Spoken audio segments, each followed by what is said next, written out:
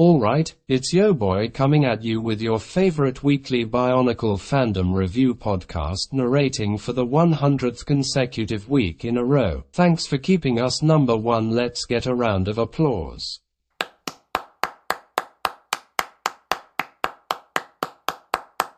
Oh, we have a fresh noob on the plate today. Oh boy, we are presenting another fresh review of this MootroidXproductions man, who, though not entirely an inexperienced animator Moodroid, for someone who is not so much a novice, sure still behaves as a noob, if ya know what I am sayin'. But it's not all bad though, since he has proved to be one of us, because with great pride I am happy to show he does hit the qualifications of a true Bionicle fan, by refusing to let it die already. No matter how many times his subscribers tell him they only want him to make Halo and Godzilla x Red Power Ranger romance videos, this hero still tells them to suck it, and gives them more Bionicle videos no matter how unwanted they may be by his obviously low IQ non-Bionicle fanbase. But if you think this is a man who is in it for the money or would sell his dignity for the views, you would be sadly mistaken. And since he is a fellow fan, for that reason is why I will be putting his work through the microscope and telling you about how terrible his stuff is today. Okay, we did watch that most recent animation. We will mostly be looking at this one, not so much focusing on the rest of all those videos. I really like the video, I think it's great, but also, it is, objectively speaking, garbage. What I think he looks to missing is some of that stuff that our boy Dawn of NSSD is good at executing. Yep, this dude. Now you may be asking is why I might want Moodroid to become more like this degenerate loser, gross-smelling loser. Properly, it is exactly because I hate this degenerate loser that I want others to become better than he is. Think about having this kid doing anything better than you, even with the aid of you getting hired by people to make like noob pro seasoned professional animation work. There sits this fat unpleasant boy embarrassing you by doing anything even more stylish cool kids people than you. But nevertheless, I don't discriminate against people just because I hate them. I will still take what they make seriously, even supposing they may personally subscribe to being ugly losers themselves. Okay homies, let's get into this evaluation. First component I am checking out are those feet. I think are stuck directly to the ground too much. On Dawn of NSSB to can watch them foots soaring their weight from toe than to the heels, making them appear more light on their feet like a real person would be. In Mr. Moo's video, the whole foot face stays flat to the floor almost all the time. It looks like their feet are magnetized to the floor, and it takes them great effort to lift it even a little, then it falls right back to being flush with the ground again. You could possibly say he meant for them to be 10-ton robots who can't move their feet much, but I doubt that. And before you try to mention, well, I thought his feet animations looked good, so they're good, realize that you are wrong, and Mootroid himself already agrees with me and not you. See, he says he have got to work on those run cycles. Well, I think he wrong too, calling it run cycles when it's really more his footwork in general. Look upon Dawn Boy's feet. Foots be soaring through the sky like it's 1935, and they're more active walking in circles around each other trying to position themselves like a real combatant, where you are very mobile.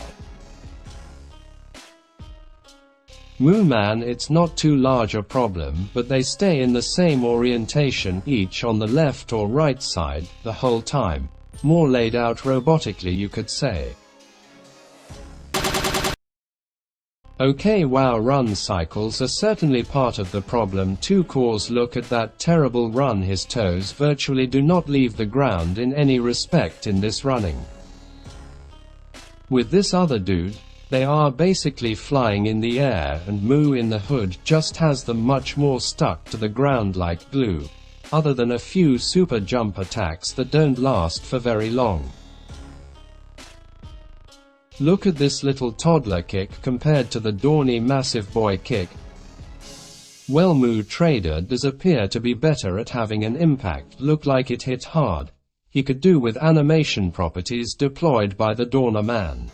There he having bright and or blurry impact frames and all these slash marks and speed lines going around to aid in making things look more impactful even at a lower level in other respects. Now sure, if you're animating it to look more like real life, where there are no big slash marks, there won't be any. But it's kind of taking the power of animation out of the animation. Tahu looks like he got flicked in the nostril with the aid of a finger. Looks a better fit to be accompanied by a bonk sound effect. I don't think it works as well with NSSD Dawn.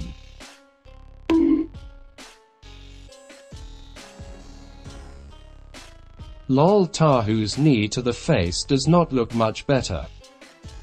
So in my observation it looks as if he gets the smack better in these hits where they them are using a weapon. Could be because this time he is using effects in some manner. So it is the fleshy punch hits that are looking weaker. Which is kinda funny because in this video he made 2 years in the past the punchy hits are appearing to be executed more correctly. They look less like a bonk and more like an ouchie. It seems all throughout this new video he managed to forget how to do it correctly. I think he is less accustomed to working in this I think would call a more fluid style than before, and it could be throwing him off. So in usual cases you expect to see some manner of escalation or progression in the fighting scene. Perhaps they start out using their melee attacks and bring in more elemental powers as time goes on, or something to that effect. But this one is rather odd. Tahu starts off by using sword on fire attacks. In the middle does normal sword attacks, then at the end goes back to the sword on fire attacks. So it's not so much a escalation, more of a bump that goes back to the way it started at the end. Also near the start of the fight Tahu makes a wave of fire attack. Lewa super jumps over it to have an air attack landing. Then near the end Tahu makes another wave of fire attack, and again Lewa super jumps over it with another wind attack landing. It's kinda weird to have almost the same thing happening at the end of the fight that happened at the beginning. I mean, he does land on Tahu this time instead of hitting the floor, but I don't know if he learned that or just happened to land somewhere else this time. When checking our boy Mason, he be making them going Super Saiyan and all that as the fight nears its end, making right the fight escalation happening unlike MooTroid did. So their boys also seem like they're straight up not smart too. Like here Tahu's plan while Lewa had his axe on the ground was to swoosh a little fire at Lewa instead of hitting him, which only makes Lewa flinch a little and now lets Lewa do his own attack. So all Tahu accomplished was losing his opening, shoulda just hit him instead. Now this grappling combo move thing, I mean he grabs him, receives the wax to the side with the aid of the red man, but Lewa's body sits there mostly unmoving. I suppose he is doing a pulling action, but not really looking like Lewa is attempting to position his enemy to a more advantageous position. He just kinda stands there and waits to be beaten up and thrown off. Maybe after the first time you received his elbow you could have lifted your leg or anything to try and stop it from happening again. Comparing this to Dawny Boy, he uses a fire move to try break his guard, but then other guy punch knocks him out through his own guard, and at least now when someone is allowing someone else to beat him up, it is not cause he is acting like a plank of wood, it's because he has now became a plank of wood. When he got knocked silly from that hit earlier, at least he has an excuse. At this spot Tahu have got Lewa stunted a bit instead of taking the opportunity to rush in quick and whack him. He stops what he is doing to press his special move button and does an attack with such a large wind-up time that Lewa has time to recover and see it coming and is allowed to get ready to jump over it. Most of the time these mooing lads have huge openings in their defenses and big telegraphics to their attacks, where Lewa could have easily punched Tahu's legs while he's standing there charging up his fire attack in the air, but he sits there like a log staring at him instead. It does not really feel like many of these moves were picked for any particular reason in their mind. Like over here, Lewa does a push-away wind attack, even though Tahu is not close to him, causing Tahu to get pushed far away just so Lewa can just stand there motionless and watch Tahu run all the way back over to him. Why did he even push him away in the first place if he was just going to wait for him to walk all the way back? One possibility is that this was not an attack, but doing a wind in order to break his own fall and avoid taking fall damage, and Tahu getting pushed was just an after effect of what Lewa was doing and not the goal. But if Lewa really needed to do that to stop his fall, he would have had to have been stupid enough to jump so high to break his own legs, and this doesn't really look like a fall high enough that Lewa could not take it. Maybe he only did the wind to help himself stand up even faster than he already could, but then it did not aid much with his recovering speed, because Tahu still had time to run all the way over to him. So he was either stupid for jumping so high or stupid for doing such a weak attack on Tahu. These actions are reminding me more of how video game attacks are animated than looking like real people in the combat. In Dawn of Troid Productions, those moves, indulging to have not so much telegraphing and more of happening to be performing their moves out of the cause and effect naturally because of what's happening in that moment. Okay, here I'm not sure if the top hat guy gets smacked away and there's a dust cloud, or if he does a teleporting dodge away to land some bro far away. But either way he gets knocked away and is going to land somewhere else. Now instead of standing there like a numbskull waiting for his opponent to finish being knocked away and landing on the ground and letting him recover and run all the way back to him. Before he even finishes being knocked away, White Boy immediately has already pulled out his special move gun and shoots at him. It's a combination of acting fast, and because he can't reach him in melee anymore, it's an appropriately arranged attack. Now that those bullets are coming, he pulls out his special big weapon to start blocking these bullets shooting at him, because it's a big slab of a shield as well. Then because enemy guy has managed to return to melee range, Big Slugger knows is now at the disadvantage. So now he turns on his jetpack to try to regain his distance advantage while using a ranged weapon. And because he tried to fly away, enemy guy realizes he can't let that happen or he gonna get up and shot to pieces. So he do an uber speedy lunge at him and stab his gun with the blade. They are doing quick move in reaction to what the other man is doing. Like the character has to think up a counter attack on the spot. Like he doesn't just stop doing what he is doing to let the other guy regain the upper hand. One Guatemala to keep in mind though, don't wants to allow the fighters to be pulling their new attacks and weapons spring up out of nowhere. What you may need to intelligently set up is what abilities/weapons they have to rock with beforehand, or else it could appear as though they can magic or we pull out anything and everything they could ever need that the plot demands, no matter what situation they find themselves in. And that would be as a deus ex machina no. Of course, while it's simply a 2-minute battle like these two have going on, it's not an issue to worry about too much here. But it could become a problem down the line eventually. Think of the scenario where they was fight for an hour and he never used a jetpack. Then at the end he suddenly has a jetpack, which could have resolved many problems he faced beforehand. Then that would be a poor plotting issue. One thing frequent observation I have made is their exceptional ability to defend against weapon attacks. yet they seem utterly incapable of blocking or evading anything that is not a weapon.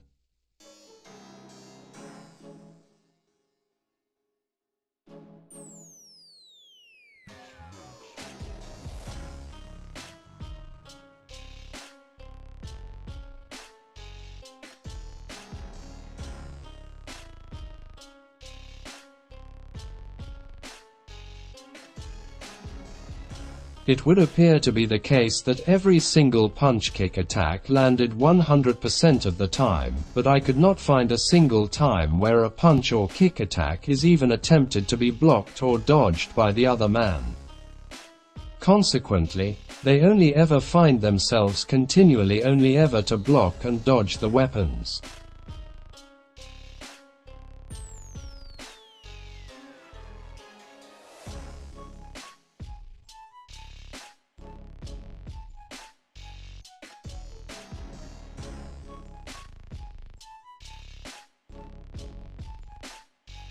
It feels reminiscent of a repetitive video game battle strategy, wherein the guide advises one to charge the opponent, evade and block the incoming weapon assaults. After that is the enemy's opening and you are free to punish him with a punch-kick attack.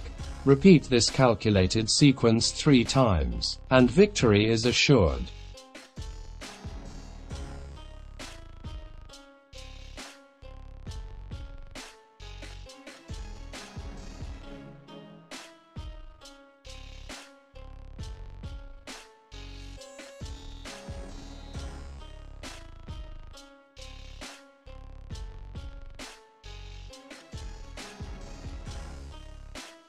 I get that the aim may not be to depict a fight to the death with having the weapon cutting each other open, but at least make them smart enough to discern that the adversary's hands and feet are also capable of dealing harm. Astonishingly, it's as if they are reluctant to even make cursory attempt to block a fist even when its trajectory is clearly discernible. I would suggest mixing it up by having him at least try to block that bad boy, at least if only once. So there is an instance where both of them learn that weapons can hurt them. Lewa, where he blocks the weapon but then pushes it into Lewa's face. Not sure if that doesn't count as a weapon landing, but as the hands be the shoving but Lewa. Then this one time where the axe seems to graze Tahu while swinging by. So they have both learned that that was not a good thing and try not to let it happen again. So they can learn from that experience, but not when it was the punchy and kicks. Comparing that to Dawn of PTSD, this here guy kicks him in tar face and he immediately learns the idea that feet are dangerous now, and wow daddy, he blocks that foot when it comes at him for a second time. Then there is some fist blocking and they half tar mix in their super punches, cause just doing tar same thing again and again would prove futile. Now this fight didn't really look like that many plans out were planned out with much kind of plot escalation plan in mind. Curiosity got the best of me, and I peeked at the unpaid portion of his Patreon. From what I could gather it says, "Made almost 1 minute of footage and in the meantime I decided on a story. Any thoughts how the fight should end?" What did you think of the ending? So it sounds like he thought of some lol random ending after he had already started writing it as he goes, and then even sought others' opinions on if it was funny or not. So it evidence like it's true when he said he will tack on the story at the beginning and end to convey it.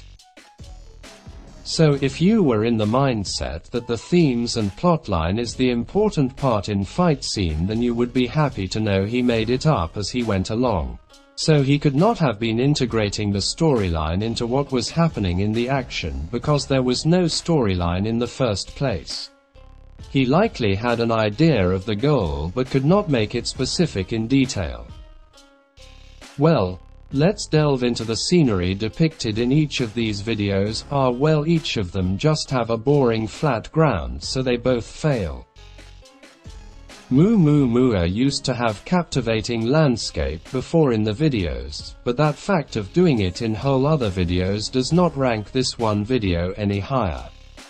I was looking at the cuts and there was scant evidence of bad significance. But this one moment where after Tahu punches Lewa, he is clear, they are rather close to each other, but upon Tahu doing this fire attack, Lewa is now much farther away than when Tahu lifted his arm.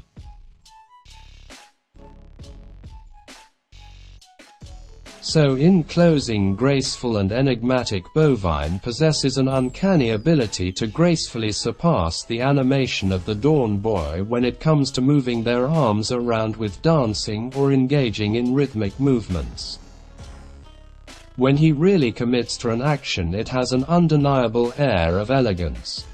But we could all doing without hastily dismissing the valuable traits from Dawn of Nasty so that he no longer has a leg to stand on with his power of drip. Yay, I think I landed on a lazy one and concluded this video was seemingly appears that his older videos, fighty videos, were pulled off more correctly and took a some planning. Things he did wrong in this video, he does seem to be pulling off in these subsequent videos. As such, this creator undoubtedly will reach expectations in his future endeavors. Oh no, I was wrong, his next video is not even animated at all, but yeah, I hope we were able to learn something from this. Anyways, if he was better at doing these things before, I am left contemplating the root cause of some of this gradual decline. Alright, let's let some weak noobs in on the fun and let us venture into the realm of the comments section, a space where intellectual words are always penned with the skills of a smart boy. How did you make such posable toamata? Boy, if only you could look at the video, see with your own eye what parts he used. Insanely amazing as always. The gears turning though. Good God, it's the cherry on top. This might seem like a small detail, but animating Tahu's turn head and lining it up with the spinning gear on his back is such an insane attention to detail. H is right that it's a small detail. Bro, turning a fixed wheel in a circle is just about the easiest thing to stop motion. Nice to see a good old-fashioned serious fight. But that ending was anticlimactic. Wow bro, his fans at least have a brain cell and are roasting him up like they can smell the lol random ending was tacked on. I like the gears. The gear on the back. The gears are awesome. Gears. And now, after many delays, I finally finished the video. And it's garbage. No, really, it's garbage. Most of it is made of garbage.